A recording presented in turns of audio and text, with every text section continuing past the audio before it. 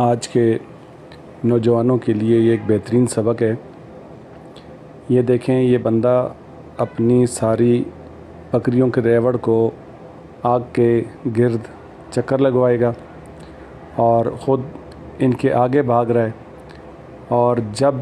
ان کے درمیان میں جو خلا ہے، گیپ ہے، وہ ختم ہو جائے گا، آپس میں یہ مل جائیں گی تو یہ درمیان سے نکل جائے گا، اور یہ بھیڑ بکریاں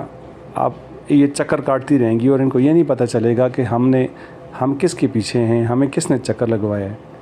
تو بالکل ایسے ہی ہماری آج نوجوان نسل اور قوم کا حال ہے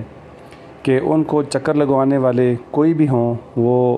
لیڈروں کی شکل میں، سیاسی لیڈران کی شکل میں ہوں، یا کوئی اور مذہبی لیڈروں کی شکل میں ہوں، یا جس بھی شکل میں ہوں، وہ ان کو ایک چکر لگا کے بیچ سے خود نکل جاتے ہیں، اور ہماری جو قوم ہے، ہماری جو عوام ہے، جو ہمارے نوجوان ہیں، وہ اس چکر میں پڑ جاتے ہیں اور اپنی زندگی اور اپنے حالات خراب کر دیتے ہیں۔ یہ کون ہے؟ بلائنڈ فالوورز کے منفرد زمرے کے اس دور پر بہت زیادہ قابل اطلاق یہ زمرہ منطقی الفاظ میں بات کرنے اور سوچنے سے انکار کرتا ہے، اپنے لیڈر کے احمقانہ بیانات اور رویے کی بھی آنکھیں بند کر کے پیروی کرتے ہیں۔ میں لیڈر کی نہیں کر رہا ہوں،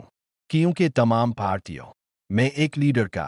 تصور ہے، باقی پارٹی میں غیر متعلقہ مرضی غلام ہیں۔ اندھے پیروکاروں سے بحث نہ کرے، کیونکہ یہ وقت کا مکمل ضیاع ہے۔ آنکھوں کے اندھے عقل کے اندھے